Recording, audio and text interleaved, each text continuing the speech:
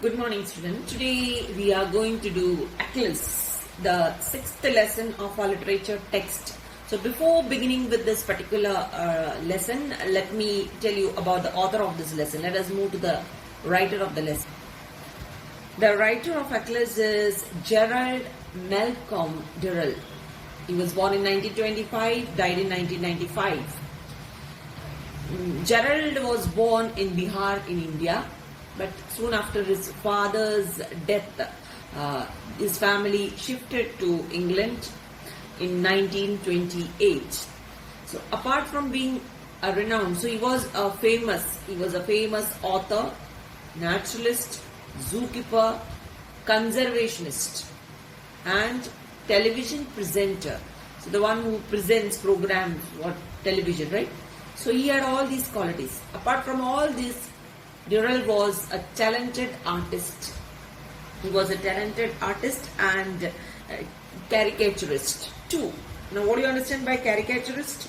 Caricaturist means a person who did pictorial representation of human beings, of some other people, right? In which they distinguish the features, the physical appearance of the person in an exaggerated manner for comic effect. You have two pictures. One is a colored picture, the other one is a black and white picture. These pictures are of the same person. So right hand side you have the black and white picture, that is a cartoon picture. Left hand side you have a colored picture, that is a caricature picture. Now you can see caricature picture is normally done to show a comic effect in the features of a human being. That is the only thing of the only difference between a caricature and a cartoon picture. You might have seen cartoonists, isn't it?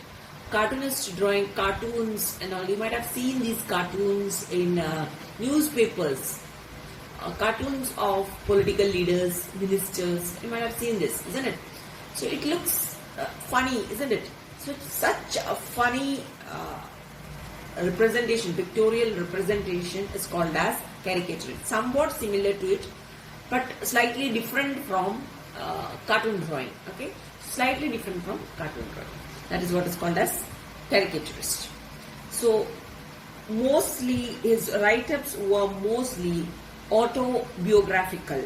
Okay, autobiographical in nature. Now, what do you understand by autobiographical? Means those stories written in relating to a person's life, or maybe on account of that person's life told by the subject, right? So that is what is called as autobiographical in nature. So his stories were something like that. So such a story we are going to see over here. Okay. His work reflects his love for nature and all animals. So from all these things you can conclude that he had more love to nature, to the environment and to all animals. That's what you can see over here. And especially in this particular lesson too. The story is a part of the collection of stories in My Family and Other Animals. So he had taken this particular extract from his story My Family and Other Animals. So here also in this particular write-up you can see how he is speaking about animals. So a person who was very close in contact with the nature, with the environment, with the animals, that is what you can see from this particular story about the writer Gerald Durrell. Okay, so let us go through the lesson and let us know more about Gerald from his point of view about the lesson, about the environment, isn't it? About the animals, all these things we are going to see in this particular text. So let us move to Achilles. Now you can see this. The story is about a young boy. Achilles is a story about a young boy and his pet tortoise named Achilles. So the name of the tortoise is Achilles. The name of the tortoise is Achilles. Okay. Now, actually, the name Achilles, who is Achilles, we are going to know next. Okay, Achilles was a brave Greek hero. That's the name. Okay, so Achilles was the name of a Greek hero. This name is taken in this particular text. It is given to a tortoise. That is what you can see. This name is given to a tortoise. Actual name Achilles.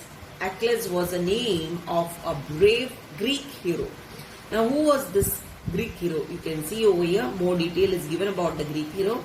According to Greek mythology, when Achilles was born, his mother held him by his heel and dipped him in the river Styx, so that he could live forever.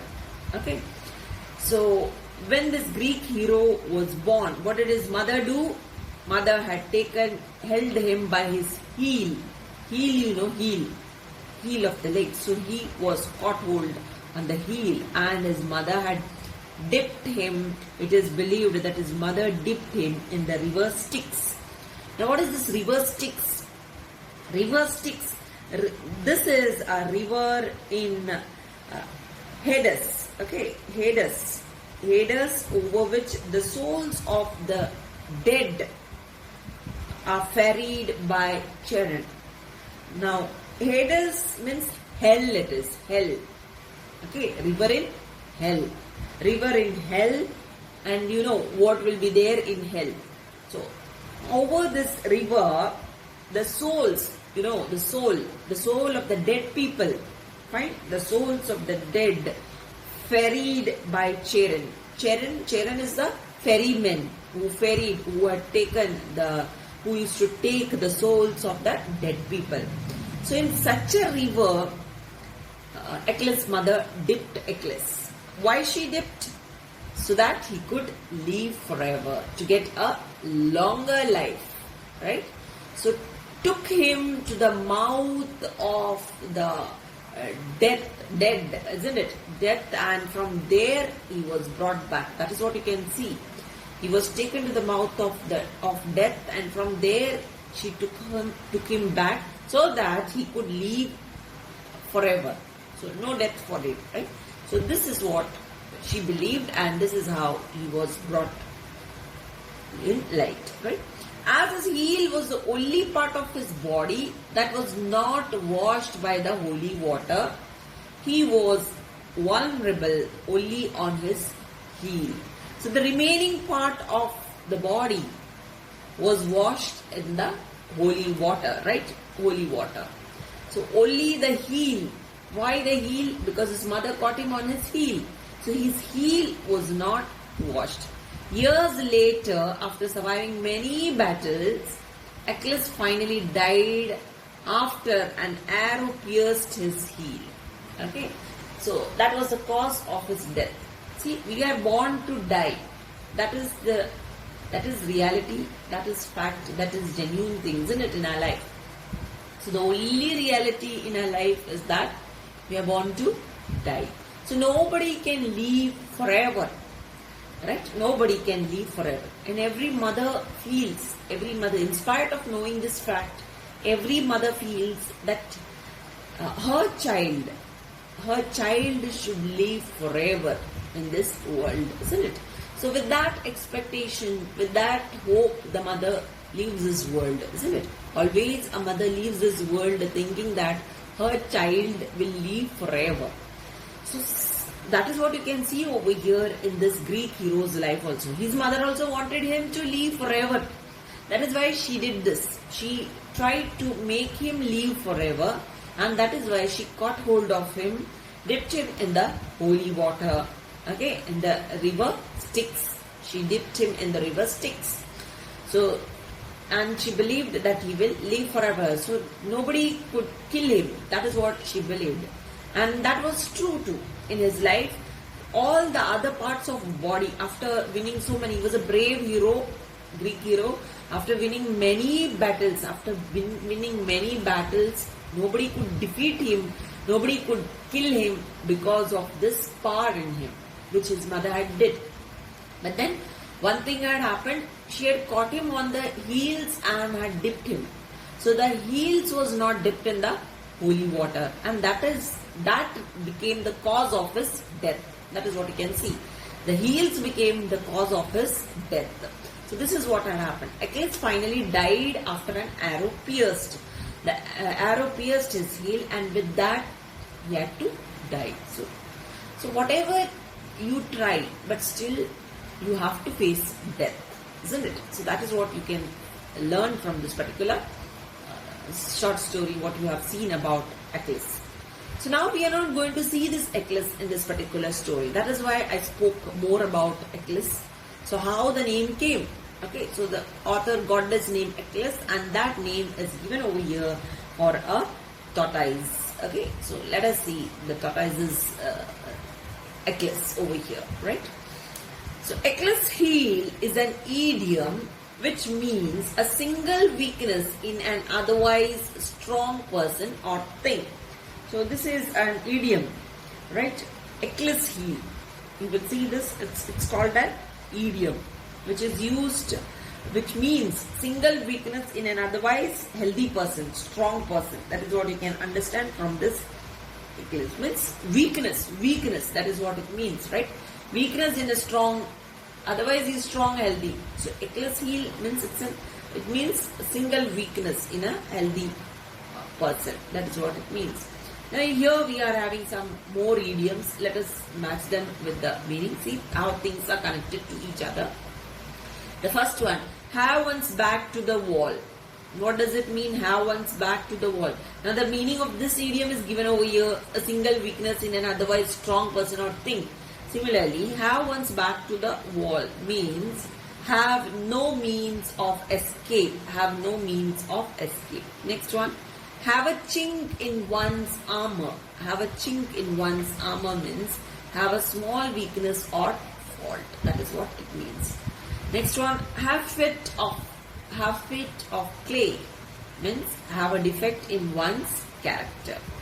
The last one, shoot oneself in the foot means harm or cause harm to oneself.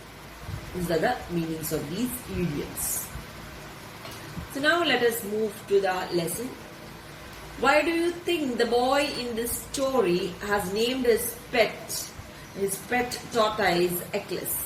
So what characteristics do you think the tortoise has that earned him his name? Let us read the story to find out. So only by going through the story we will come to know why the tortoise was given the name Achilles. Okay, why the tortoise was called as Achilles, that is what we are going to see in this particular story. Let us move to the story. Perhaps one of the most weird and fascinating characters I met during my travels was the Rose Beetle Man. He had a fairy tale air about him that was impossible to resist, and I used to look forward eagerly to my meetings with him. So let us see perhaps one of the most weird and fascinating characters. The weird and fascinating characters. Who was the weird and fascinating character? Over here, the weird and fascinating character, the narrator says, I met. So you can see this is given as a first person narration. Okay, so the narrator is speaking about himself. That is what you can see.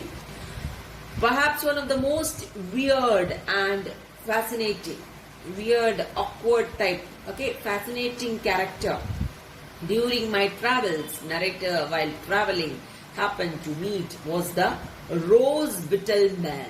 So the Rose Beetle Man. Now who is this Rose Beetle Man? Rose Beetle Man is Rose Beetle. You might have heard about Rose Beetle. Rose Beetle, it's a bug. It's a bug, a small bug, isn't it? Long-legged beetle, long-legged bug it is. Beetle means bug, right? So long-legged bug which eats the leaves of plants which depend or which rely on the leaves of the plants. And this Rose Beetle Man, Rose Beetle means the one which used to be found on the bushes of rose plant, you know, no? Roses, red roses, white, yellow roses you might have heard about, right? Yes, you all know what roses are, right? So rose plant is a bush. It's a bush, isn't it?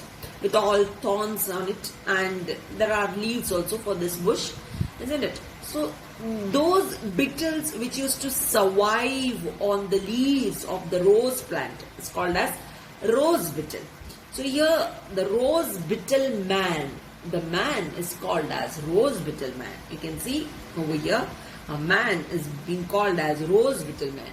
He had a fairy tale air about him that was impossible to resist, and I used to look forward eagerly to my meetings with him.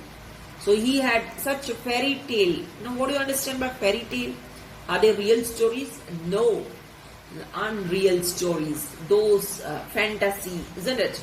Those stories which are not real. So he always had such stories about himself that was impossible to resist, which was impossible to grasp, to understand, isn't it? To take in, to accept. That is what it is called. And I used to look forward eagerly to my meetings with him.